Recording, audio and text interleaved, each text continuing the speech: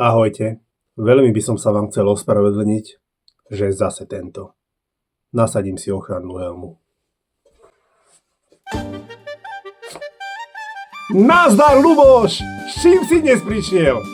O ruskom prezidentovi Vladimirovi Putinovi tvrdí západná propaganda, že sa celý vystrašený skrýva v bunkroch a úplne sa otrháva od reality. Počkaj, ja uhádnem. Ty si zistil, že to tak nie je však. No, bol s tým. Putin sám šoferuje svoje auto, Len škoda, že dvere auta si nevie otvoriť sám. zobral svoju bývalú pani učiteľku na večeru, Pani učiteľku, tá musí mať silno nad 90, tak veľa toho asi nepojedla. Kto vie, koľko popila. stretol sa s premiérom Robertom Ficom. Pred ničím a nikým sa neskrýva.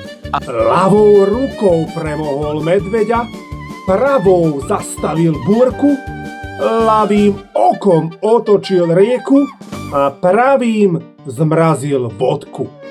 Da! Všetko, čo má predponu euro, má punc falošnosti. Jo, hlavne ten tvoj plat z Európskeho parlamentu, na ktorý sa ti skladáme všetci.